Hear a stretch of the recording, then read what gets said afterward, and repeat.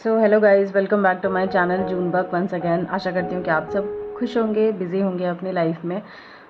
आज का ये ब्लॉग होने वाला है, ये बहुत ही डिफरेंट ब्लॉग होने वाला है, जिसमें मैं आपको बताऊंगी कि आप दिल्ली से सांगला कैसे पहुंच सकते हैं सबसे पहले वाले एपिसोड में। और वैसे तो ये पूरा स्पीति सर्किट है, बट इस टाइम पे मैं गई थी तो उस टाइम पे पूरा सर्किट कंप्लीट नहीं हो सकता था, क्योंकि आप लोगों को पता है कि जो पूरा रास्ता है वो ऑलमोस्ट अप्रैल एंड से या जून से खुलता है, तो इस वजह से सर्किट तो कंप्लीट नहीं हुआ। बट जहाँ तक मैं पहुँच पाई हूँ वहाँ तक की मैंने वीडियो बनाई है। तो पहला एपिसोड जो होने वाला है वो होने वाला है दिल्ली से आप सांगला कैसे पहुँच सकते हैं। तो इस ब्लॉग को आप ज़रूर एंड तक देखिए, मुझे बताइए कि आप लोगों को कैसा लगा, कितना इन्फॉर्मेटिव लगा। गाइज़, ये जिंग बस है जो मैंने कल शाम 6:30 बजे वाली ली थी दिल्ली से, और अभी शिमला पे ये सुबह 7 बजे ड्रॉप कर चुकी है मुझे। वैसे तो टाइम सुबह 5 बजे ड्रॉप का था, बट बस कुछ वजह से लेट थी, जिसकी वजह से ये ऑलमोस्ट ठीक टाइम सुबह 7:30 बजे यहाँ शिमला में ड्रॉप कर देती है। और इसी बस के थ्रू ये कैब जो है हमें प्रोवाइड किया गया है, जो हमें शिमला से सांगला तक पहुँचाएगी। शिमला से सांगला तक ऑलमोस्ट 8 घंटे का रास्ता है, चाहे आप बस से जाएँ या फिर आप अपनी प्राइवेट कैब से जाएँ, आपको 8 घंटे लगने ही वाले हैं। रास्ते के व्यूज़ बहुत अच्छे हैं। अगर आप प्राइवेट बस का ऑप्शन चुनते हैं तो कुछ बसेस इस तरह के ऑप्शन प्रोवाइड करती है जो आपको शिमला से सांगला तक भी ड्रॉप कर देती है। अदरवाइज़ दिल्ली से HRTC की बस चलती है जिसमें 18 घंटे लगते हैं, जो आपको डायरेक्ट दिल्ली से सांगला उतारेगी। गाइज़, अभी हम लोग यहाँ पे रुके हैं क्योंकि हम सबको बहुत भूख लगी थी, तो यहाँ पे हम लंच करके फिर से हम स्टार्ट कर देने वाले हैं। आप देख सकते हो कि जो हमारे ड्राइवर भैया थे वो बहुत ही अच्छे थे, वो बहुत ही पेशेंसली हर जगह रुक भी रहे थे खाने पीने के लिए, या हमें कुछ भी फ़ोटोज़ क्लिक करने थे। अगर आप प्राइवेट बस बुक करते हो तो आपको कुछ बसेस ऐसे ऑप्शंस प्रोवाइड करती है जिसमें 2 पार्ट्स होंगे। आधा शिमला तक वो बस से ड्रॉप करेगी और उसके बाद आपके लिए कैब प्रोवाइड कर दी जाएगी with in the same cost, ticket price में ही। मुझे 2,500 रुपये लगे थे पूरा टिकट, जिसमें बस भी इंक्लूड था और कैब भी इंक्लूड थी।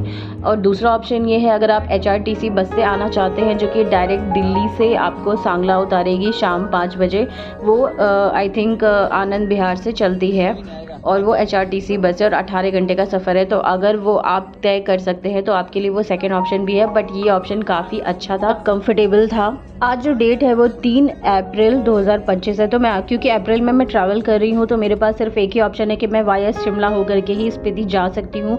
आप लोग को पता होगा कि जो मनाली वाला रूट होता है वो इस टाइम पे क्लोज़ होता है, इसलिए आप इस समय पूरा सर्किट कंप्लीट नहीं कर सकते हैं। वाया शिमला होकर के ही मैं जा रही हूँ, और आप भी अगर जून से पहले ट्रैवल कर रहे हैं तो आपको भी वाया शिमला होकर के ही जाना पड़ेगा। आप चाहे किसी भी तरीके से आए, आपको जो टाइम है वो लगभग सेम ही लगने वाला है। दिल्ली टू सांगला के लिए ऑलमोस्ट 16-18 घंटे लगने ही वाले दोनों ही तरीके से। बस प्राइवेट ऑप्शन में जो है वो आप थोड़ा सा आराम से आते हैं, और वहीं HRTC बस से अगर आप आते हैं तो 18 घंटे बहुत ज़्यादा मुश्किल रहने वाला होगा। तो उसके लिए दूसरा ऑप्शन ये है कि आप पहले दिन जो है वो शिमला में स्टे कर ले, और नेक्स्ट डे शिमला से ही आप बस ले सकते हैं। वहाँ से या तो प्राइवेट टैक्सी ले सकते हैं, या फिर वहाँ पे शिमला में न्यू बस स्टैंड से सुबह 7 बजे बसेस चलती है, HRTC बसेस, जो कि दिल्ली से होते हुए ही आती है। और वो वहाँ से आपको रिकांगपिओ वाली बस मिलेगी, जिसमें आप बैठ के सांगला शाम 5 बजे पहुँच जाएंगे। गाइज़, अगर आप शिमला टू सांगला का पूरा व्यू देखना चाहते हैं, रोड व्यू, तो मैंने इससे पहले एक ब्लॉग डाला हुआ है, मैं उसका लिंक डिस्क्रिप्शन में डाल दूँगी, आप वो देख सकते हैं। मैंने उसमें पूरा व्यू दिखाया हुआ है।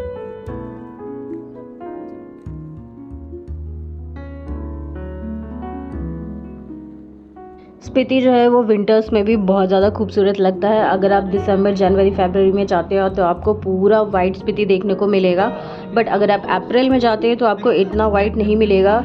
ऑलमोस्ट वहाँ पे इस समय भी ठंड होती है, बट जो रोड पे जो बर्फ़ होती है वो वाला जो व्यू होता है वो आपको इस टाइम पे नहीं मिलेगा। प्लस यहाँ पे क्राउड इस टाइम पे बिल्कुल भी नहीं था। तो अगर आप ऑफ सीज़न जाना चाहते हो तो आप अप्रैल में जा सकते हैं, लेकिन वो अगर आप ग्रुप में नहीं है तो आपको बहुत ज़्यादा एक्सपेंसिव पड़ जाएगा। बट अगर आप अप्रैल के बाद मई, जून वगैरह में जाते हैं तो उस टाइम पे आपको अच्छा खासा क्राउड देखने को मिलेगा। इवन अगर आप सोलो भी ट्रैवल कर रहे हैं तभी भी आपको एक्सपेंसिव बिल्कुल भी नहीं पड़ेगा। प्लस आप पूरा सर्किट भी कंप्लीट कर सकते हैं। और कहते हैं कि स्प्रिंग सीज़न में है जो अच्छा खासा ऑक्सीजन होता है स्पीति में, विंटर्स में थोड़ा सा नहीं होता है, क्योंकि पूरा ऑलमोस्ट डेजर्ट में कन्वर्ट हो जाता है। तो गाइज़, अभी हम ऑलमोस्ट सांगला में एंटर करने वाले हैं। शाम हो चुकी है, 5 बज रहे हैं, और आप देख सकते हैं सांगला का वेदर पूरा, उस समय वहाँ पे अच्छी खासी धूप थी, और यहाँ पे टेम्परेचर जो है वो धीरे धीरे विंटर में कन्वर्ट होते जा रहा है।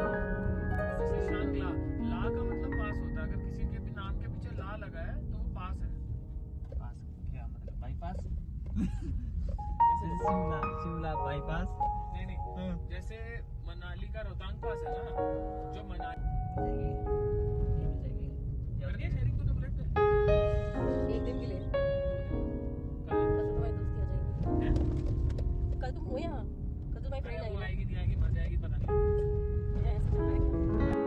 सो अभी बज रहे हैं शाम के 6:30 और फाइनली हम सांगला पहुंच चुके हैं। हम थोड़ा लेट हो गए बिकॉज हमारी गाड़ी में और भी कुछ लड़कियां और लोग थे जिनको हाई एल्टीट्यूड सिकनेस हो रहा था, जिसकी वजह से उनको बार बार वॉमिटिंग हो रही थी, जिसकी वजह से हम ऑलमोस्ट 1-1.5 घंटे 2 घंटे लेट हो गए थे, वरना हम 5 बजे ही पहुंच जाते।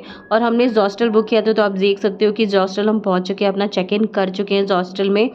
हो सकता है यहाँ पे और भी ऑप्शंस होंगे, बट क्योंकि ये ऑफ सीज़न में हम आए जिस टाइम पे क्राउड ना के बराबर था, इसकी वजह से बहुत सारे होम स्टेज वगैरह क्लोज थे, बंद थे इस टाइम पे। But hostel always a best option.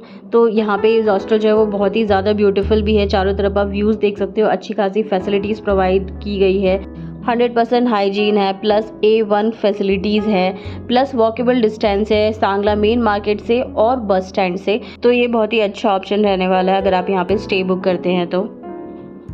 Sangla main market यहाँ से 500 मीटर डिस्टेंस पे होगा और बस स्टैंड उससे थोड़ा ही आगे 100 मीटर आगे होगा, तो ऑलमोस्ट 600 मीटर के आसपास होगा। प्लस आप हॉस्टल से व्यूज़ देख सकते हैं। खाने के लिए अगर आप यहाँ पे फूड फैसिलिटी भी है, बट अगर आप मेन मार्केट में खाना चाहते हैं तो वहाँ पे काफ़ी सारे ऑप्शंस हैं।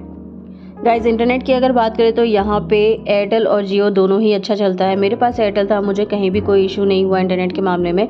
चितकुल में जो है वो एयरटेल वर्क नहीं करता है, बट जियो आपका वहाँ पे भी वर्क करेगा, 5G होना चाहिए बस। सांगला जो है वो एक छोटा सा गांव है, लेकिन यहाँ पे कनेक्टिविटी के मामले में कोई भी इश्यूज़ नहीं है। यहाँ पे आपको ATMs भी मिल जाएंगे, ऑनलाइन ट्रांजैक्शंस भी एक्सेप्टेड है हर जगह पे, बसेस में भी इवन आप गूगल पे कर सकते हैं। सो गाइज ये नेक्स्ट डे है और अभी हम जा रहे हैं कमरू फोर्ट, जो कि सांगला का बहुत ही फेमस टूरिस्ट प्लेस है और बहुत ही ब्यूटीफुल है। तो अभी सुबह के 6 बजे है और हम सुबह सुबह निकल चुके हैं। हॉस्टल से कमरू फोर्ट का जो डिस्टेंस है वो 3 किलोमीटर का है, तो आप चाहे तो आधे रास्ते के लिए लिफ्ट भी मांग सकते हैं किसी से, बट हमें कुछ नहीं मिला था, तो हम पूरा वॉक करके ट्रैक करके ही गए थे यहाँ पे। ब्लॉग में रिकॉर्ड कर रहे थे जो तुम बोल रहे थे।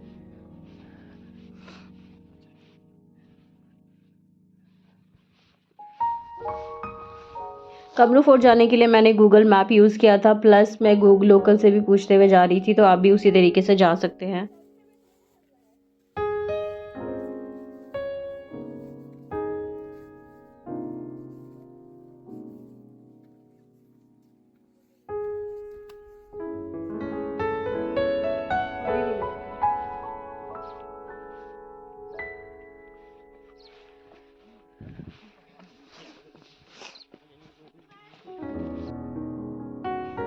सो ये ही आप ऊपर जो देख रहे हैं ये ही है कमरू फोर्ट, और अभी इसी में हम जाने वाले हैं। तो चलिए आपको अंदर से दिखाते हैं कि कैसा है, और रास्ता आप देख सकते हो कि कुछ ऐसा होने वाला है।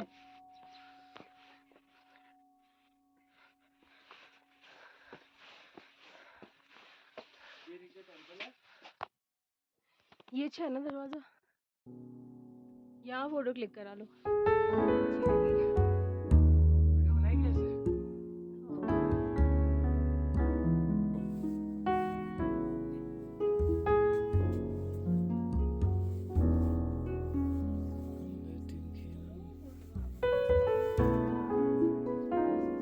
इस फोर्ट के अंदर आने के कुछ रूल्स भी हैं, जैसे कि आप जूते आपको बाहर ही उतारने होंगे, प्लस यहाँ पे जो पहाड़ी टोपी होती है उसको पहनकर और कमर में एक धागे जैसा होता है उसे बांधकर फिर अंदर जाते हैं। यही यहाँ का रिचुअल है और ये आपको अपने साथ नहीं लाना है। ये जो फोर्ट में यहाँ की देखभाल करने के लिए होते हैं वो ही आपको देते हैं और फिर जाते वक्त वो वापस ले लेते हैं आपसे, और प्रसाद के रूप में यहाँ पे यहाँ का जो एप्पल होता है वो आपको मिलता है। जो भी रूल्स है यहाँ के उसका बोर्ड आपको लगा होगा एंट्री गेट से बाहर ही। आपने देखा था कि वीडियो में एक आंटी बाहर निकल के आई थी, वो ही यहाँ की देखभाल करती है, वो ही सब कुछ प्रोवाइड करती है। और यहाँ पे जब आप बाहर निकलते हैं तो आपको अपनी रजिस्टर में एंट्री भी करनी होती है एज अ प्रूफ कि कौन यहाँ पे आया था।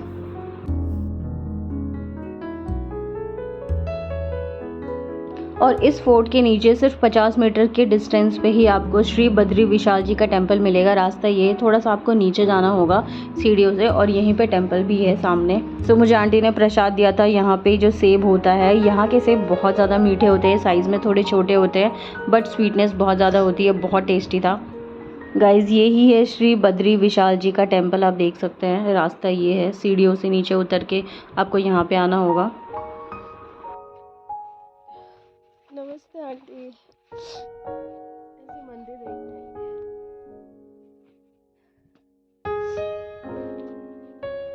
मुझे हमेशा ज़ुकाम यानी रनिंग नोज़ हो जाता है जब भी मैं हाई एल्टीट्यूड पे होती हूँ। यही मेरी हाई एल्टीट्यूड सिकनेस है। तो किसी को भी अगर इस चीज़ की मेडिसिन पता हो तो आप मुझे ज़रूर बताइए। तो यही है टेंपल और यहीं जाके आपको प्रसाद लेना है। इस वक्त आप जितनी शांति और जितना खाली देख रहे हैं हर जगह को, अगर आप जून में आएंगे तो आपको बिल्कुल भी इतना खाली नहीं मिलने वाला है, पूरा भरा हुआ मिलेगा।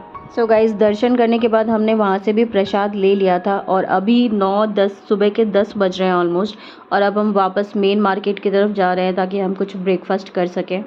पहाड़ी लोग जो है वो बहुत ही ज़्यादा शांत और बहुत हेल्पफुल होते हैं। तो यहाँ 2 छोटे बच्चे स्कूल जा रहे थे, उसने ही हमें रास्ता बताया कि हम मंदिर से जो है वो मेन मार्केट कैसे जा सकते हैं, और आधे रास्ते तक वो ही हमें साथ लेकर गए। सो छोटे छोटे बच्चे भी यहाँ के बहुत ज़्यादा हेल्पफुल होते हैं, बहुत काइंड होते हैं। बाकी सांगला आप देख सकते हो कितना ब्यूटीफुल और पीसफुल प्लेस है।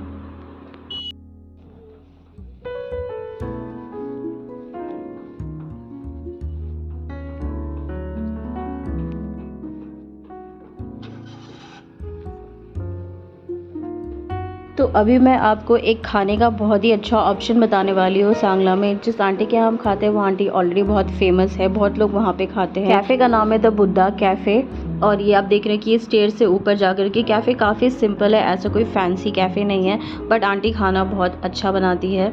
ये है आंटी। हो गया, काफी टाइम हो गया, 1 साल से बनाती हूँ। आप बोलना चाहोगे तो बोल सकते हो यहाँ के खाने के लिए।